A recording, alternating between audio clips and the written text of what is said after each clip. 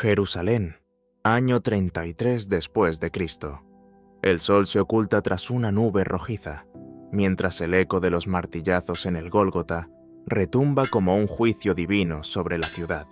Todo está en silencio, pero en el corazón de un hombre está ocurriendo una batalla. José de Arimatea, miembro del Sanedrín, hombre respetado. Pero ese día fue solo un alma desgarrada ante el cuerpo de un justo. Nadie se atrevía a acercarse, nadie, excepto él. A solas, camina hacia el palacio de Pilato y dice algo que podría costarle todo. Quiero el cuerpo de ese hombre. ¿Qué ocurrió con José de Arimatea? ¿Por qué los evangelios guardan silencio sobre su destino? Durante siglos se pensó que huyó. Algunos dijeron que llevó consigo el Santo Grial, pero hay algo aún más poderoso. Una carta olvidada, escrita en primera persona. Un testimonio estremecedor sobre lo que vivió, después de tocar con sus manos al Mesías crucificado. Hoy descubrirás su voz, una carta prohibida, que describe a Jesús como jamás lo has escuchado.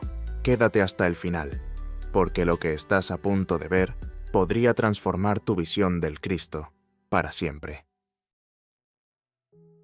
Fue un hombre respetado, rico, poderoso. Un fariseo con asiento en el Sanedrín, el consejo religioso más influyente de Israel. A ojos del mundo, era parte del sistema. Pero en su interior, algo ardía diferente. Su nombre era José de Arimatea. Cuando Jesús fue condenado y crucificado, todos guardaron silencio. Todos, menos él. El hombre que no se atrevía a seguir al Mesías en público, se atrevió a honrarlo en el momento más oscuro. José fue directo a Pilato y le pidió algo impensable, el cuerpo de Jesús. Nadie hacía eso. Quien tocara a un condenado quedaba impuro, marginado, o peor. Pero José no pensó en su estatus, no pensó en su reputación. Pensó en el hombre que acababan de crucificar y supo que no podía dejar su cuerpo en manos del olvido. Tomó el cuerpo de Cristo, lo envolvió en lino limpio y lo colocó en su propio sepulcro, una tumba nueva, excavada en roca viva, una tumba digna para el Hijo del Hombre. No lo hizo solo. Otro fariseo lo acompañó, Nicodemo, el mismo que había visitado a Jesús en secreto bajo la noche. Ambos, hombres de poder, que eligieron arriesgarlo todo por compasión, por fe, por amor. Y fue así como José de Arimatea se convirtió en algo más que un líder religioso. Se convirtió en testigo de la redención. Un acto de coraje que marcaría su destino para siempre. Lo más sorprendente es que este momento no fue ignorado por los evangelios. De hecho, en un raro gesto de coincidencia, los 4 evangelios canónicos, Mateo 27 versículos del 57 al 60, Marcos 15 versículos del 43 al 58, 46, Lucas 23, versículos del 50 al 55 y Juan 19 versículos del 38 al 42 relatan el acto de José de manera casi paralela. Esto es inusual, porque muchas veces los evangelistas difieren en los detalles, pero aquí todos coincidieron. ¿Por qué? Porque lo que hizo José fue inolvidable. Luego de ofrecer su tumba, José de Arimatea desaparece. No hay más menciones en los evangelios. Ningún relato oficial explica su destino. Pero, ¿realmente no sabemos nada más sobre él? Lo que muchos desconocen es que sí existe un escrito antiguo atribuido a José. Una carta apócrifa, marginada del canon, pero que ofrece un testimonio tan personal como estremecedor. Un documento que hemos rescatado y que al final de este video escucharás con tus propios oídos. Allí, José relata cómo fue arrestado por los líderes religiosos, encerrado por haber reclamado el cuerpo de Jesús, y cómo, en medio de su desesperación, fue visitado por el Cristo resucitado, acompañado del ladrón que había sido crucificado a su derecha. ¿Por qué este texto no es más conocido? ¿Por qué se ocultó su voz? Algunos creen que fue perseguido por el mismo Sanedrín al que pertenecía, otros que decidió huir. Hay quienes aseguran que su partida no fue cobardía, sino misión. Una misión secreta, una orden silenciosa. En la tradición oral comienzan a surgir susurros, historias fragmentadas que lo sitúan más allá del Mediterráneo, cruzando el mar rumbo al oeste. Pero las leyendas no terminan allí. Crónicas medievales como la del monje inglés Guillermo de Malmesbury, en su obra Hechos de los Reyes de Inglaterra, ya mencionaba que José de Arimatea llegó a las Islas Británicas alrededor del año 63 después de Cristo, estableciéndose en Glastonbury. Allí, según la tradición, fundó la primera iglesia cristiana de Gran Bretaña, consagrada a la Virgen María. Pero aquí debemos hacer una pausa, porque aunque esta historia ha inspirado a generaciones y es parte del folclore religioso de Europa, no existe evidencia histórica que la confirme. Estos relatos fueron escritos más de 1000 años después de los hechos que narran. Además, según varias tradiciones, la Virgen María aún estaba viva en ese período. Por tanto, la consagración de esa iglesia a su nombre podría haber sido simbólica o añadida muchos siglos después por razones litúrgicas o devocionales. No lo sabemos con certeza, y eso es lo fascinante de este relato, que se mueve entre la historia, la fe y la leyenda. Otras versiones, como la crónica de Glastonbury, relatan que José no viajó solo. María Magdalena, Marta, María Salomé, María Jacobé, Lázaro y Marcial lo acompañaban. Exiliados pero determinados, se convirtieron en los primeros evangelizadores del sur de Francia. Estas leyendas, profundamente arraigadas en Provenza y tierras británicas, hablan de una travesía sagrada desde Jerusalén hasta el corazón espiritual de Europa. Sea cual sea la verdad, lo que sí podemos afirmar es que existe un documento apócrifo que José habría escrito en primera persona. Un testimonio poderoso que escucharás al final de este video. Desde hace siglos, una leyenda poderosa ha envuelto el nombre de José de Arimatea, la del Santo Grial, un objeto místico, símbolo de la redención, que habría sido tocado por la sangre misma de Jesús. En la Edad Media, surge con fuerza la idea de que José fue el primer guardián del Grial. Este Grial no era cualquier copa, sino la que Jesús utilizó en la última cena. Y según la tradición, José la utilizó nuevamente, para recoger la sangre que brotaba del costado de Cristo, al pie de la cruz.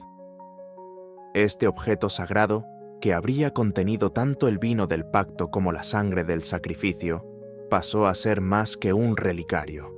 Se volvió un símbolo viviente de la conexión entre lo humano y lo divino. Se dice que, tras su misteriosa desaparición, José llevó esta copa hacia Occidente. Atraviesa el mar, guiado por una misión secreta, hasta llegar a Britania. En esa tierra lejana, donde el cristianismo aún no había echado raíces, José habría clavado su bastón en la tierra. Y de ese acto brotó milagrosamente un espino blanco. Ese espino, según se cuenta, florece hasta hoy en Navidad y Semana Santa. La tradición afirma que fue en ese lugar donde el Grial fue escondido. Algunos dicen que aún permanece allí, oculto entre las nieblas, esperando ser descubierto cuando el mundo esté listo. No era solo una copa, era el corazón de un mensaje oculto, un legado sellado en sangre y fe. Esta historia, mezcla de mito, fe y misterio, no solo da un nuevo rol a José, sino que lo transforma en un puente entre Jerusalén y Occidente, entre la cruz y el cáliz, entre el sacrificio y la esperanza eterna. Pero más allá del símbolo del Grial, más allá de la copa y la leyenda, José dejó algo aún más profundo: su voz, una carta, escrita no para engrandecer su nombre, sino para preservar la verdad que sus ojos contemplaron. Un testimonio oculto, un relato apócrifo, un documento que nos lleva al corazón mismo del misterio. Y ahora lo escucharás. Por haber pedido el cuerpo de Jesús, me encerraron en la cárcel, donde solían retener a los malhechores. Fue en ese encierro donde lo inexplicable ocurrió, donde lo celestial descendió sobre las sombras, y fue luego de ser liberado, que decidió dejar constancia de su experiencia. En su carta desde la prisión, José no solo describe los hechos, también revela nombres, alianzas y traiciones que nunca llegaron a los evangelios canónicos. Uno de los elementos más impactantes de este documento olvidado es la mención de una figura borrada de la historia, Sara, la hija del sumo sacerdote Caifás. Según el testimonio de José, Sara era considerada profetisa entre los judíos. Su palabra tenía peso dentro del Sanedrín, y fue ella quien declaró públicamente: Él dijo que destruiría este templo y lo levantaría en 3 días. Ha blasfemado contra el lugar santo. Con esas palabras, la turba selló el destino de Jesús. El Sanedrín le dio su voto de confianza a Sara, y esa profecía fue el argumento que justificó su captura. Pero, ¿por qué su nombre desapareció? ¿Qué ocurrió con esta mujer? ¿Fue demasiado incómoda para la historia oficial? Las voces femeninas también jugaron su papel, aunque luego fueron silenciadas. La carta de José revela detalles estremecedores sobre los 2 ladrones crucificados junto a Jesús. No eran simples criminales, eran símbolos vivientes de 2 caminos, gestas. El de la izquierda era un asesino brutal, colgaba a mujeres de los tobillos y bebía sangre infantil. Nunca conoció a Dios. Su crueldad lo acompañó desde la infancia. Dimas, el de la derecha, era un ladrón, pero justo con los pobres. Robaba a los ricos y enterraba a los muertos, como Tobías. Fue él quien defendió a Jesús en la cruz, reconociendo su divinidad. Dimas le dice conmovido: Te conozco, oh Jesucristo, no muevas el sol ni la luna contra mí. No tengo presentes que ofrecerte, pero tú puedes perdonar. Acuérdate de mí en tu reino. Jesús le respondió con una promesa eterna: Hoy estarás conmigo en el paraíso. Tú serás el único que lo habite, hasta mi segunda venida. El primero en heredar el reino fue un ladrón crucificado. Luego de pedir el cuerpo de Jesús, José fue encarcelado por los mismos líderes religiosos que lo acusaban de traición. Estaba solo, en tinieblas, encadenado, hasta que ocurrió lo imposible. Una gran luz llenó el recinto. La casa se suspendió en el aire. El espacio se abrió como si el cielo hubiera descendido. Y entonces lo vi a él, a Jesús, vivo. Junto a él, Dimas, el ladrón glorificado. Jesús ya no tenía forma humana, era luz pura, y Dimas exhalaba un perfume del paraíso. Dimas entregó a Jesús una carta, y Jesús leyó: Los querubines y potestades vimos al ladrón llegar con la cruz marcada. El fuego se extinguió, y la gloria descendió. Porque tú, Señor, has salvado incluso a Adán, el primero de los caídos.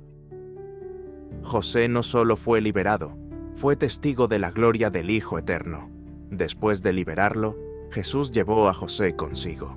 Caminaron hacia Galilea, no solos, sino acompañados de alguien inesperado. Dimas, el ladrón arrepentido, ya no tenía aspecto terrenal. Iba glorificado, con vestiduras celestiales y un aroma que parecía venir del mismo paraíso. Durante 3 días, José fue testigo de lo indescriptible. Vio a Jesús transfigurado y vio al primer heredero del reino, un hombre que había sido considerado indigno. Cuando el discípulo Juan apareció, cayó de rodillas, atónito. No comprendía quién era aquel ser resplandeciente junto a Jesús. ¿No percibes el perfume del paraíso? ¿No entiendes quién era? Ese ladrón ahora es rey. Heredó el reino antes que muchos, porque supo reconocerme cuando todos se burlaban. Y una voz celestial declaró: Has llegado al lugar preparado para ti. Te serviremos, hasta el gran día. Así, el ladrón fue glorificado, y José regresó a su hogar, con una fe transformada para siempre. José no solo fue testigo de un milagro, fue marcado por una revelación. Lo que vio, lo que sintió, no podía guardarlo en silencio. Aquella experiencia no fue solo un encuentro celestial, sino una transformación interior. Y fue por eso que escribió, no para convencer, sino para recordar al mundo quién era realmente aquel hombre que colgó de una cruz. Además, la carta describe a Jesús como jamás lo hemos oído antes. Había una luz en sus ojos, una calma que traía paz al corazón más afligido. Su voz era como un río que fluye suavemente, pero con fuerza, y su presencia transformadora. No era un líder religioso, era alguien que, al mirarte, parecía ver tu alma desnuda. Quizás esta carta no fue olvidada, quizás fue ocultada, porque mostraba a un Jesús demasiado humano y demasiado cercano. ¿Por qué nos enseña en sermones? ¿Qué verdad guarda que aún incomoda al poder religioso? Escribo esto no por gloria personal, sino para que crean, para que los que aman la verdad no se pierdan en las sombras de la ley antigua, sino que vean en Jesús al que fue, al que es y al que ha de venir. José de Arimatea es una figura que desafía el olvido, un hombre que se enfrentó al poder para honrar al Maestro y luego se desvaneció entre sombras. Pero quizás no desapareció, solo cruzó a otro plano de la historia, aquel donde los secretos esperan ser revelados. ¿Y tú qué crees? ¿Fue José el guardián del Grial o un simple testigo que quiso dejar un legado silencioso? Deja tu opinión en los comentarios. Si este misterio te atrapó, suscríbete al canal y activa la campanita de notificaciones, pues tienes que ver, nuestro próximo video te va a dejar sin palabras.